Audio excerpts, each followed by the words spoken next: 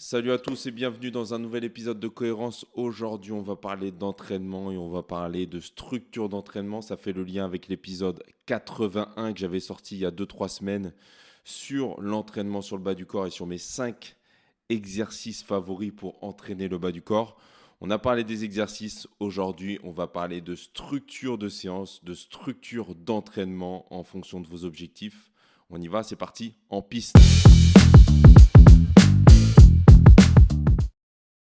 La meilleure structure d'entraînement, à mon sens, pour entraîner le bas du corps, on pourrait même transférer ça sur le haut du corps. Alors quand je dis meilleur, c'est meilleur pour moi, bien évidemment. C'est selon mon expérience, selon ce que je fais faire aux gens autour de moi quand je les ai en coaching, en cross-training, en suivi à distance. Je fonctionne toujours à peu près dans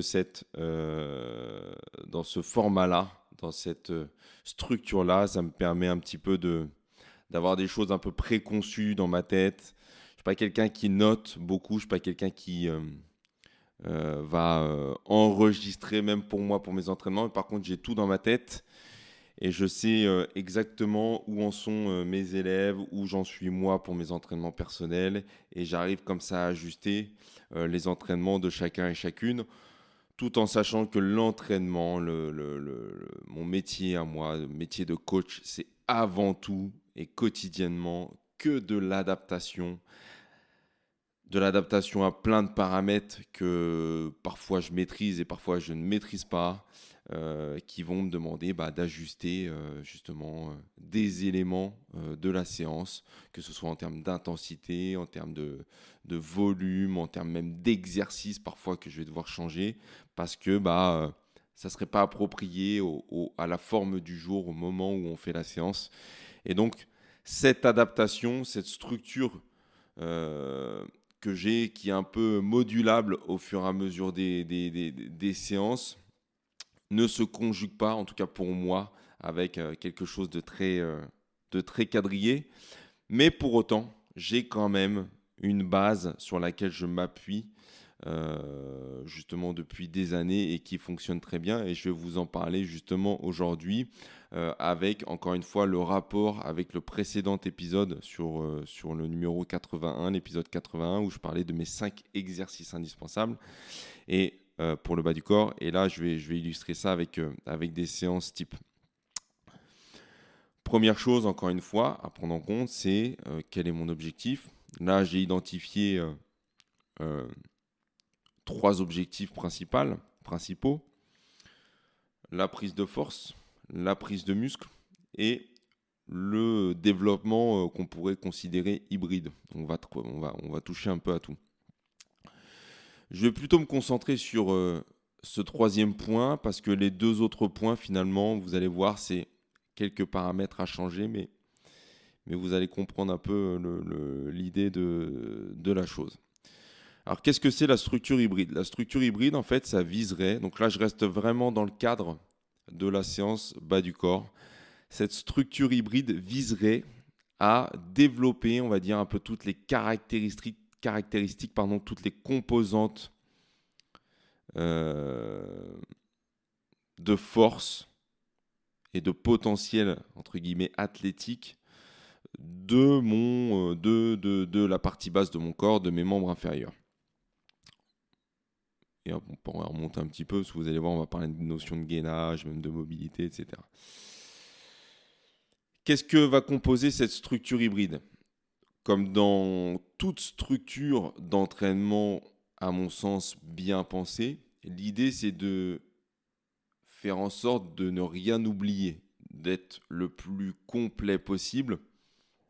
Si on prend ça à l'échelle d'une semaine d'entraînement, d'aller cibler un peu toutes les fonctionnalités, les capacités motrices de force, de puissance, de mobilité, toutes les fonctionnalités qu'on va avoir au sein de notre corps, pour oublier le moins de choses possible, même si on en oublie forcément, pour être, encore une fois, c'est ma doctrine un petit peu, être le plus capable possible, le plus longtemps possible. Et donc dans cette structure hybride, encore une fois axée sur le bas du corps, on va retrouver plusieurs séquences. Des séquences qu'on pourrait diviser en temps. J'en parlerai juste après.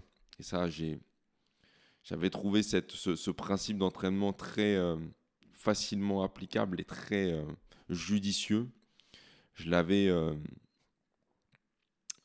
entre guillemets, appris quand j'avais suivi une formation sur un an avec un préparateur physique de l'Union Bordeaux-Bègles, donc une équipe du top 14 en rugby. On avait fait un mentorat pendant un an avec lui et plusieurs autres participants. Et la notion d'entraînement que je vais vous partager aujourd'hui ressemble à ce qui nous avait été enseigné, que j'avais trouvé très judicieuse et surtout qui était parfaitement corrélée à une réalité de terrain. C'est-à-dire que lui, il était très axé sur le terrain et pas que sur la théorie. Parce que des fois, effectivement, il y a des plans d'entraînement qui sont en théorie, comme dans tout dans la vie, très bien faits, très bien ficelés, mais qui ne fonctionnent pas sur le terrain, justement parce qu'on a ces besoins d'adaptation. Et je trouve que la structure que je vais vous donner fonctionne parfaitement dans une logique de concret, de réalité, que ce soit pour des athlètes comme pour monsieur, madame, tout le monde dont nous faisons partie. Donc cette structure, elle se décompose, et on pourrait l'étaler encore un peu, en 1, 2, 3, 4, 5 éléments. On pourrait aller plus loin, on pourrait subdiviser certaines séquences d'entraînement, mais je vais vous les exposer.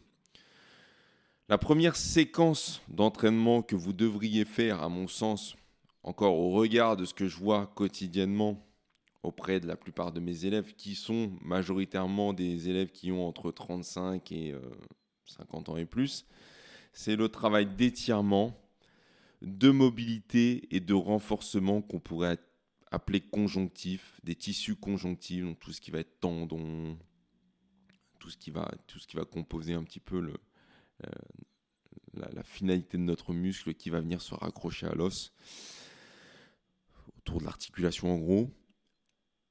Et ça doit composer, je pense, une partie essentielle de votre entraînement. Ça, c'est la première partie, je détaillerai après. La seconde partie, ça va être la notion de gainage, le travail de gainage, de stabilisation. Et quand je dis gainage, ce n'est pas forcément que du travail de gainage au niveau du tronc. Le gainage, c'est de manière générale. 3, travail d'explosivité en fonction des objectifs, et on y reviendra justement après. 4, travail de force en fonction des objectifs. Et enfin, 5, travail de renforcement, développement musculaire, travail d'hypertrophie, encore une fois, en fonction des objectifs. On y revient juste après. Ce que j'avais bien aimé du coup dans cette structure d'entraînement qui nous avait été présentée par justement notre formateur de l'époque, c'était qu'en fait, il divisait chacune des séquences d'entraînement et chacun des thèmes de la séance d'entraînement, donc thème 1, mobilité, thème 2, force, thème 3, renforcement par exemple, en un temps de travail très précis, une sorte de bloc d'entraînement, une sorte de bloc de temps sur lequel en fait on va allouer une dépense énergétique pendant ce timing-là sur uniquement la séquence et l'objectif de la séquence. Donc là, typiquement, sur notre séance, on a 5 éléments: travail d'étirement de mobilité, travail de gainage en 2, travail d'explosivité en 3, travail de force en 4, travail de renforcement musculaire en 5. Et on peut se dire que sur chacune de ces séquences d'entraînement, je vais allouer un temps. On pourrait diviser purement et simplement le temps qu'on a à sa disposition en termes de séance sur ces 5 composantes de l'entraînement. Imaginons, on va faire un truc simple, j'ai 50 minutes pour m'entraîner, j'ai 5 séquences de 10 minutes. Je fais 10 minutes d'étirement, 10 minutes de gainage, 10 minutes d'explosivité, 10 minutes de force, 10 minutes de renforcement. Et dans chacune de ces séquences qui vont durer 10 minutes, j'incorpore un schéma de travail avec des séries, un nombre de répétitions, un format peut-être même en EMOM qui va me permettre de quadriller un peu le temps. Un EMOM, c'est un départ toutes les minutes où on fait une séquence de travail toutes les minutes.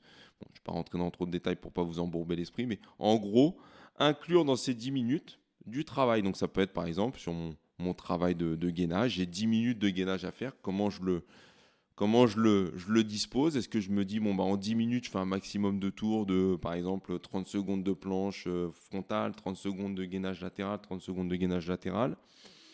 et j'essaie de faire le maximum qualitatif dans ces 10 minutes, ou est-ce que je me dis, 10 minutes, ça correspond plus ou moins à 3 séries de 30 secondes de chacun des exercices que je viens d'évoquer avec 1 minute de récupération, et du coup, ça rentre parfait.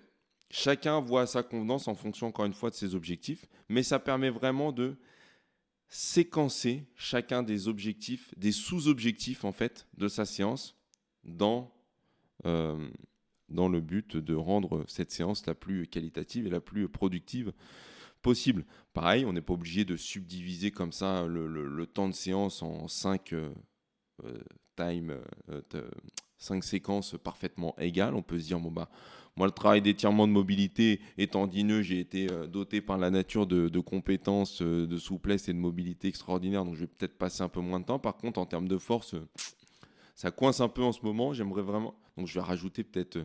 j'ai enlevé 5 minutes sur mon travail de mobilité, peut-être en rajouter 5 sur mon travail de force. Et donc comme ça, vous composez, vous avez des structures et vous savez aussi timer plus facilement votre séance. Vous avez une structure sur laquelle vous appuyez et vous savez que votre séance, à quelque chose près, elle va durer ce temps-là et vous n'allez pas déborder parce que chaque chose en son temps, chaque chose l'une après les autres, et on développe chacun de ces éléments dans cet ordre-là. Alors pourquoi dans cet ordre-là, selon moi?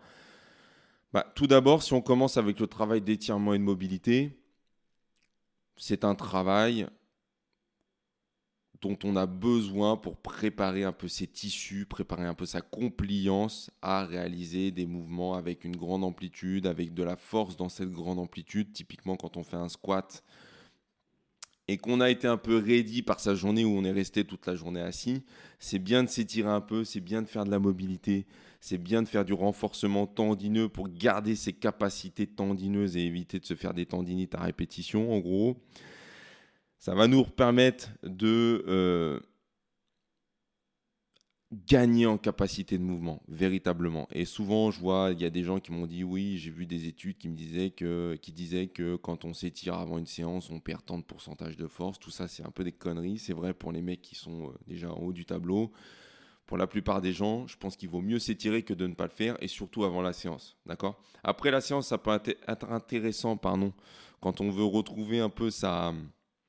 Quand on fait de la musculation, on a tendance à se raidir un petit peu au fur et à mesure. Donc après la séance, c'est bien de retrouver un peu son allongement, entre guillemets, basique, normal d'avant-séance.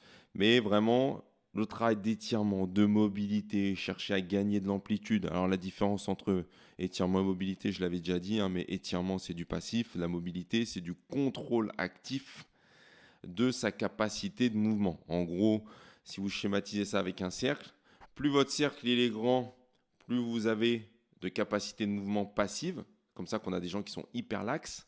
Et dans ce cercle qui va être plus ou moins grand en fonction de votre souplesse, vous allez exploiter un autre cercle à l'intérieur qui va être votre mobilité. Et ce qui va être votre mobilité, en fait, c'est le deuxième cercle qui va être à l'intérieur du grand cercle, qui va vous permettre de contrôler chacune des phases de cette amplitude que vous allez avoir en passif, mais cette fois-ci en actif.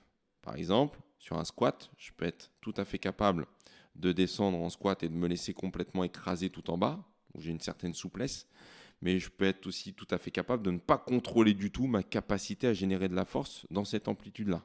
Et donc là, on va avoir d'un côté effectivement beaucoup de souplesse, mais de l'autre très peu de mobilité, parce que je ne vais pas être capable de contrôler cette amplitude en générant de la force et en étant actif sur mon mouvement. Donc ça, c'est la différence rapidement entre l'étirement et la notion de souplesse et la notion de mobilité. Le renforcement tendineux, on le sait, j'ai des gens qui ont des tendinites à répétition de plus en plus, c'est ultra important, ça permet de préparer vos tissus, faire du travail un peu isométrique dans certaines angulations, sur certaines zones spécifiques que vous allez travailler, par exemple les chevilles, au niveau de la hanche, peut-être même au niveau des genoux, si vous avez des pathologies sur l'avant du genou, des tendinites par exemple au niveau du tendon rotulien, quadricipital, etc., etc. Ça peut être intéressant avec du travail d'isométrie, vous mettez une angulation donnée, vous stabilisez un peu la position pendant 30-45 secondes, 1 minute, et ça vous prépare déjà, ça vous chauffe déjà en amont de votre séance. Vous êtes déjà dans un pré-travail de force quelque part, travail d'étirement pour trouver de la compliance, travail de mobilité pour contrôler justement sur cette amplitude que j'ai gagnée un peu avec les étirements et être actif dessus et travail de renforcement tendineux pour être en capacité déjà de générer de la force et de préparer mes tissus, mes tendons à supporter les contraintes que je vais lui imposer. En deuxième position, on va dire entre guillemets, de ma séance, donc le deuxième bloc que j'intégrerai, c'est le travail de gainage. Pourquoi le travail de gainage aussitôt? Généralement, on le fait plutôt en fin de séance. Et bien, tout simplement parce que souvent, en fin de séance, ça saute. Et ça, c'est une notion qui m'avait été aussi enseignée par ce même préparateur physique qu'on avait eu en formation pendant 1 an, qui avait remarqué le même souci avec ses athlètes, donc dans son équipe de rugby élite. On est dans les meilleures équipes du championnat de France, d'Europe, même du monde, en l'occurrence. Joueur de l'équipe de France qui jouait là-bas, à Bordeaux. Bon, il s'est rendu compte que le travail de gainage en fin de séance, il est toujours un peu bâclé, il est toujours mis un peu de côté, le travail abdominaux, de stabilité au niveau du tronc, de renforcement vraiment, ce qu'on appelle le core en anglais. Excusez-moi pour mon accent catastrophique. Bon, en fin de séance, souvent, ça c'est bâché. Donc, le fait de le faire en début de séance, déjà, ça vous permet de le faire, premier truc. Et deuxième chose, ça vous permet d'activer, encore une fois, tout ce tronc, ce centre, ce noyau. Ça vous permet d'avoir une autre forme d'activation sur ce travail de gainage qui va vous préparer à générer de la force et avoir moins de déperdition d'énergie quand vous allez faire des mouvements comme le squat, le soulevé de terre, les fentes, etc., etc. Donc, travail de gainage. Et encore une fois, dans ce travail de gainage, vous pouvez incorporer de la planche classique. Ça dépend de votre niveau. Je pense que déjà de faire un travail de gainage sur une dizaine de minutes, c'est très bien. Des séries très qualitatives.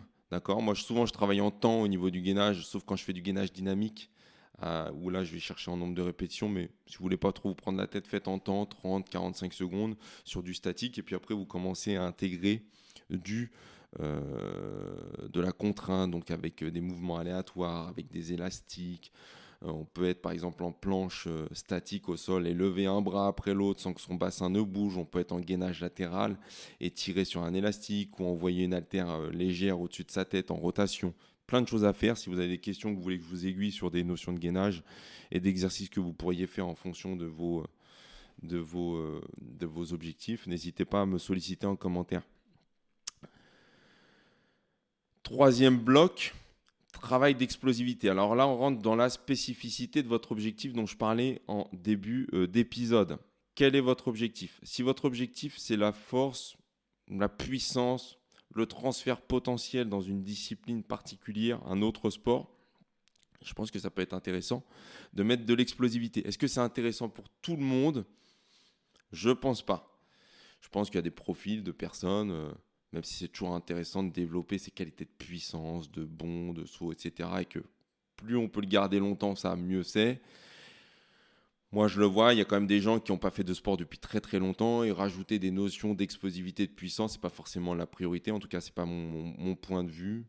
J'irais plus me tourner vers du travail de force, de renforcement musculaire, du renforcement tendineux avant potentiellement d'aller vers l'explosivité si c'est nécessaire.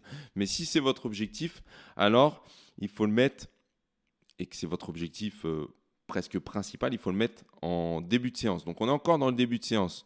On est encore dans les 20-25 minutes de début de séance, après l'échauffement, après l'activation du gainage. L'explosivité, pourquoi maintenant? Parce que tout le travail d'explosivité, en fonction du spectre que vous allez utiliser, soit très axé sur la vitesse, soit plutôt l'explosivité, la puissance rapprochée de la notion de force, ça demande des qualités nerveuses, de la fraîcheur nerveuse. Et si vous avez envie de développer des capacités de puissance en fin de séance, vous n'avez plus cette fraîcheur nerveuse qui vous permet d'exploiter toutes les unités motrices, toute cette puissance hertzienne entre votre cerveau et vos muscles, toute cette connexion neuronale hyper puissante, subatomique que vous allez utiliser parce que vous aurez déjà consommé une bonne partie de votre énergie. Donc ce travail d'explosivité en début de séance. Pareil, quand vous faites du travail d'explosivité, que ce soit des sauts, que ce soit de l'haltérophilie, que ce soit même peut-être des jetés de balles, des mouvements très balistiques, des sprints, des choses comme ça, en fonction encore une fois du spectre de puissance dans lequel vous allez vous situer, Gardez à l'esprit quand même que la puissance, l'explosivité, comme son nom l'indique, ce sont des efforts très courts, très intenses sur un laps de temps très court. Donc l'idée, c'est de rapprocher le plus possible votre pic de force de T0. Donc T0, c'est le temps. 0,1, boum, sur un sprint de 100 mètres. Le mec qui part le plus rapidement possible et qui génère le plus de force possible dans ses starting blocks au démarrage, il a un gros avantage, même si après il y a une phase d'inertie, d'accélération, etc. au fur et à mesure et de maintien de la vitesse. Il a quand même un gros avantage. Il y a des mecs qui démarrent très bien et ils prennent tout de suite beaucoup d'avance. Bon, bah, l'objectif de l'explosivité, c'est ça.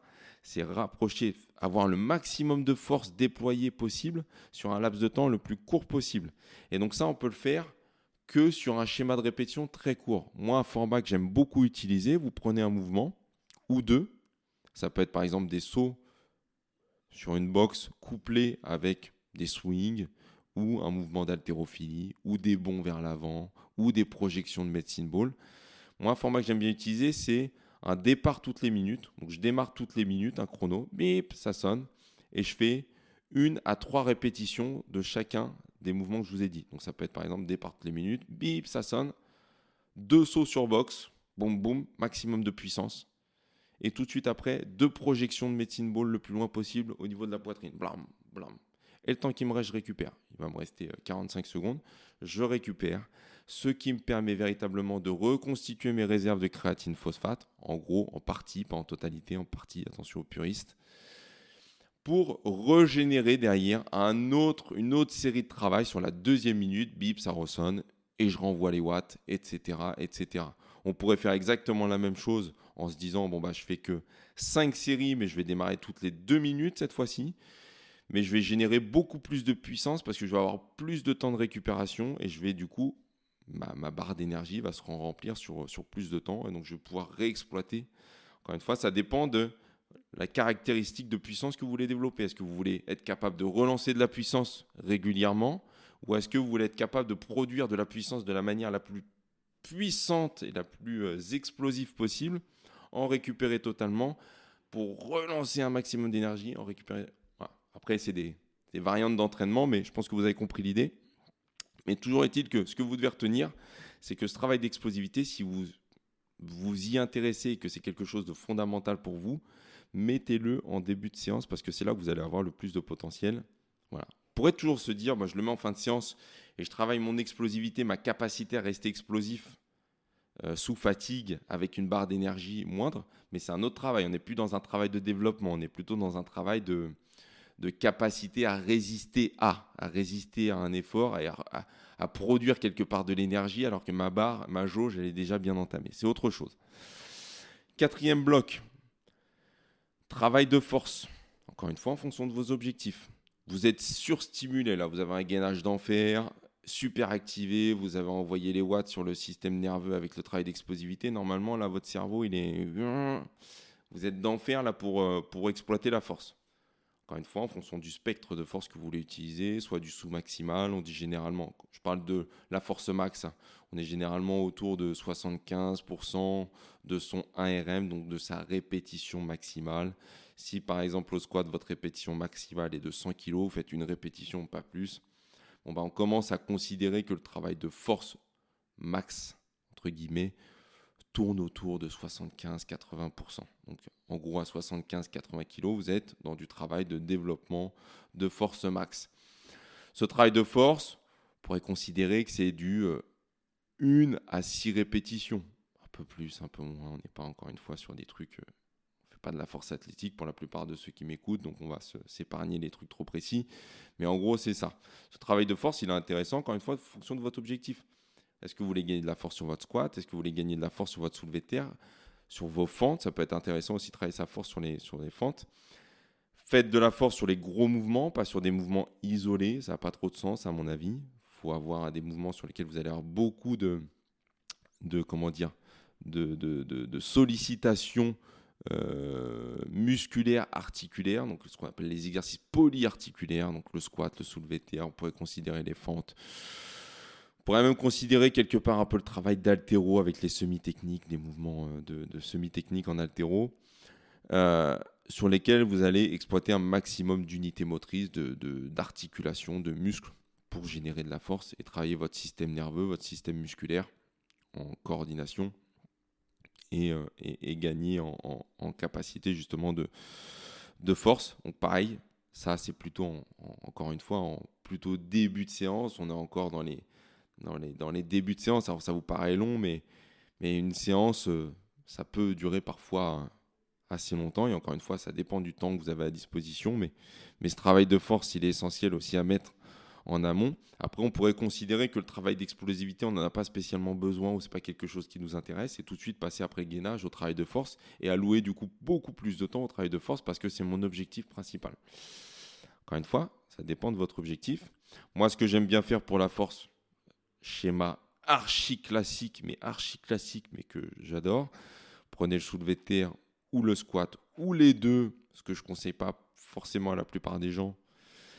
On va dire le soulevé de terre à la trap bar que j'aime particulièrement avec la barre hexagonale. Vous faites un 5x5, 5 séries de 5 répétitions aux alentours de 75% de votre max théorique ou connu si vous le connaissez. Et vous y allez. Donc si je reprends l'exemple de mon 100 kg au squat par exemple, je pourrais faire 5 séries de 5 répétitions à 75 kg pour développer ma force sur mon squat. Et dans X semaines, après un bloc de travail, une progression au fur et à mesure des semaines, si je reteste mon max théorique au squat, enfin mon max réel au squat, pardon, et ben je serai plus à 100, je serai peut-être à 105, voire 110 en fonction de ma capacité d'évolution. Ce travail de force en 5x5, il peut se transformer au fur et à mesure du temps en 3x3 avec un pourcentage de force plus élevé, par exemple à 85% de ma force max, et évoluer comme ça au fur et à mesure des semaines.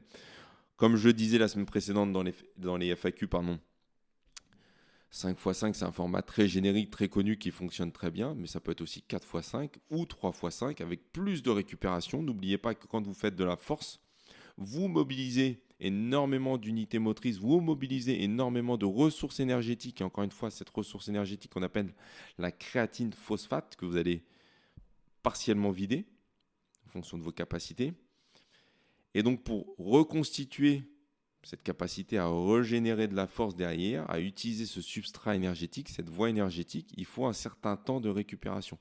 Et ce temps de récupération, il correspond aux alentours de 3 minutes, 3 à 5 minutes, plus en fonction de la masse musculaire que vous avez. Plus vous êtes musculeux et plus vous sollicitez des charges lourdes, plus ce temps de récupération il peut être élevé. Il y a des mecs qui prennent 10 minutes de récupération entre chaque série. Ce n'est pas déconnant du tout. Mais encore une fois, ça dépend du temps que vous avez alloué, de votre objectif, etc., etc. Vous commencez à connaître la formule, mais c'est modulable. Ce qui compte quand vous faites du travail de force, c'est vraiment être dans du travail de force. Si vous commencez à faire du 3x5 ou du 5x5 à 50% de votre force max, pas trop d'intérêt. Ou alors, il faut m'expliquer, il faut argumenter. Il y a peut-être des arguments pour, mais pas trop d'intérêt. Ce qui compte quand on fait du travail de force, c'est d'être dans des strates élevées pour stimuler ses capacités nerveuses. Et enfin, le dernier qui peut finalement arriver très tôt dans la séance, encore une fois en fonction de son objectif, c'est le travail de renforcement, le travail de développement musculaire. Quand vous faites du travail de renforcement, du travail de développement musculaire, ça peut venir soit en assistance de tout ce qu'on a fait précédemment, travail d'explosivité, travail de force, derrière travail de renforcement musculaire, d'assistance qui vont m'aider à développer ma force sur le squat, qui vont m'aider à développer de la force sur mon travail de puissance avec des exercices spécifiques, ou alors ça peut être un entraînement totalement dédié et du coup on se dit ma séance c'est étirement mobilité, travail de gainage et hop, tout de suite, je passe au travail de musculation classique parce que moi, mon objectif, c'est de prendre de la masse musculaire. Et l'explosivité, la force, on pourra en discuter, mais ça n'a pas trop de sens pour moi. Ou alors, je vais en faire, mais vraiment très, très peu, juste pour garder des stimulations, mais pour me lancer un peu dans la séance, mais vraiment très peu. Et je fais mon travail de renforcement. Encore une fois, ça dépend de l'objectif, ça dépend de ce que vous voulez. Prise de muscle, force, puissance, hybride. Là, on est plutôt dans une séance hybride où on touche un peu à tout. Mais c'est des curseurs. Si vous touchez un peu à tout, vous n'exploitez pas une qualité par rapport à une autre. Si vous faites beaucoup de puissance et vous dédiez beaucoup votre séance à la puissance, même s'il y a des limites physiologiques, vous mettez quand même le curseur de manière assez prépondérante sur la puissance. Pareil pour la force, pareil pour le développement musculaire. C'est des choix. D'accord ? L'entraînement, ce sont des choix. Vous ne pouvez pas tout faire à fond, tout en même temps. Donc, vous choisissez. Et puis, ce n'est pas très grave. Vous pouvez faire des cycles aussi d'entraînement de quelques semaines. Et puis, vous passez à autre chose. Et puis, les uns s'emboîtent très bien les uns dans les autres. Mais voilà. Donc, le travail de renforcement sur maximum de panels, entre guillemets, de mouvements. Donc, un exercice unilatéral, comme j'avais parlé sur les... Je vous invite encore une fois à aller réécouter les 5 exercices. On peut considérer, par exemple, un exercice de flexion de genou, un exercice un exercice pour les quadriceps, un exercice pour les ischio-jambiers, un exercice pour les ischio-jambiers en flexion de genou, un exercice pour les ischio-jambiers en extension de hanche, un exercice pour les mollets, un exercice... Encore une fois, si vous dédiez votre séance que au renforcement musculaire, au développement musculaire, vous allez avoir la possibilité de mettre plus de séries d'exercices sur un groupe musculaire plutôt que quand vous arrivez comme ça en fin de séance où l'objectif c'est de se renforcer pour éviter de se péter parce qu'on veut gagner de la force.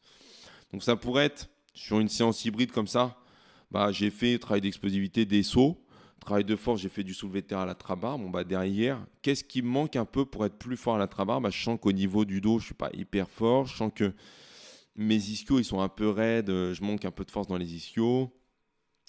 Pareil, un peu dans les quadriceps. Ça peut être par exemple du travail de goblet squat couplé avec du soulevé de terre jambes tendues à une jambe. Ça me fait travailler ma stabilité. Ça peut être du travail derrière sur les mollets parce que quand on fait des bonds, on utilise énormément ces mollets, puis ça m'évitera de me péter en plus de ça. Donc je vais gagner en extension de mollets puis en développement musculaire à ce niveau-là. Et on a quelque chose de tout à fait cohérent. Si mon objectif c'est la musculation classique, alors là on passe à autre chose. J'ai zappé la force et l'explosivité. Et là à ce moment-là, ça peut être par exemple, premier exercice du soulevé de terre à la trappe barre, mais dans des intensités plus faibles. Par exemple, un 4 x 8 répétitions à 60-65% de ma force max, 70%, allez. Ça peut être derrière du travail de fente marché. Ça peut être du leg extension pour compléter le travail au niveau des quadriceps. Ça peut être derrière du soulevé de terre jambes tendues ou de l'extension lombaire pour venir cibler les fessiers et les ischio-jambiers. Et ensuite, du leg curl assis ou allongé pour solliciter les ischio-jambiers, mais en flexion de genou. Et pareil, rajouter des mollets. Mais vous voyez là, en termes de volume et de nombre d'exercices, du coup, on n'est plus du tout sur la même chose. Faire ça en fin de séance, après la force et l'explosivité, ça n'a pas trop de sens, parce que votre séance, ça va durer des plombes. Par contre, faire ça en se disant, j'ai gagné une demi-heure parce que je ne fais pas le bloc d'explosivité et de force, ça a plus de sens. Et encore, ça va durer un peu plus longtemps que la séance peut-être hybride que je vous présente aujourd'hui. Mais ce sont des choix. En termes de nombre de répétitions, restez quand même sur les gros mouvements, même si c'est des intensités plus faibles, sur un nombre de répétitions qui varie autour de 8 à 12 répétitions, 3 à 4 séries en fonction de votre capacité nerveuse. Et sur les exercices plus ciblés, type leg extension, leg curl, travail sur machine, si vous avez des machines, ou à l'élastique, ou on va dire des exercices qui vont cibler plutôt une articulation, viser plutôt 12 à 20 répétitions pour aller chercher un peu plus de congestion, travailler un peu plus sur l'aspect métabolique plutôt que les facteurs mécaniques d'intensité de charge. Je vous invite à aller écouter d'ailleurs sur mon émission de podcast l'épisode que j'avais fait sur le sujet, série courte vs série longue, qui explique un petit peu tout ça. Je n'en reparle pas trop en détail, mais vous comprendrez l'idée. Et là, du coup, en fonction de vos objectifs, vous avez une séance qui est totalement cohérente et qui vous permet vraiment de cibler le bas du corps. Alors, j'ai parlé de bas du corps, mais ça pourrait être la même chose sur le haut du corps. Et si on reprend mes 5 exercices, soulevé de terre à la trappe barre, une variante de fente, du leg curl, goblet squat, et j'ai oublié le dernier, travail de fessier, vous avez quelque chose de totalement cohérent, d'accord ? Totalement cohérent, d'abduction, travail d'abduction, le fait d'envoyer ses genoux en gros vers l'extérieur. Et là, vous avez quelque chose de cohérent qui va vous permettre véritablement d'avoir une séance active. Donc, je répète, première séquence, travail d'étirement, de mobilité, de renforcement tendineux, travail de gainage en 2, travail d'explosivité en 3, travail de force, travail de renforcement, développement musculaire en 5. Si vous voulez avoir un accès plutôt sur l'explosivité, travail d'étirement, de gainage, d'explosivité, peut-être mettre un peu plus l'accent dessus, travail de force, ou directement passer à du travail de renforcement, développement musculaire pour mon objectif d'explosivité. Si votre objectif c'est la force, mettre l'accent sur le travail de force. Si votre objectif c'est le travail de développement musculaire, de musculation, de prendre du muscle, peut-être baser l'explosivité ou la force ou le garder vraiment le minimum, histoire de se dire j'ai stimulé un peu pour concentrer le maximum de sa séance sur le développement musculaire. Tout est question d'objectif, tout est question de ce que vous voulez, tout est question du temps que vous avez à disposition, tout est question de vos capacités. Et là, vous avez des séances qui sont cohérentes et qui fonctionnent très bien. J'espère que ça vous aura aidé, j'espère que ça vous aura donné des pistes de travail. Si vous avez des questions pour des protocoles plus particuliers, que vous voulez aller plus loin dans la réflexion sur vos séances, n'hésitez pas à me solliciter. On peut travailler ensemble sur du travail, du coaching à distance, du suivi à distance, du coaching particulier, du répondre à vos problématiques. N'hésitez pas à me solliciter, n'hésitez pas à échanger avec moi avant d'aller sur mon site mrcoaching.fr pour aller voir les différentes offres que je vous propose. Si vous ne l'avez toujours pas fait, abonnez-vous à la newsletter. Je la partage tous les mardis, mercredis sur 3 éléments que je donne sur la newsletter. Un article, le synopsis du podcast et ma recommandation de la semaine en termes de livres, de vidéos, de podcasts, etc. etc. Et n'oubliez pas de mettre des j'aime, des partages, des étoiles, tout ce qui aide au référencement et tout ce qui m'aide à aller plus loin dans cet épisode et à toucher plus de gens. Merci à tous. Merci pour votre fidélité et je vous dis à la semaine prochaine pour un nouvel épisode de Cohérence. Entraînez-vous bien, mangez bien. Force à vous. Tchuss.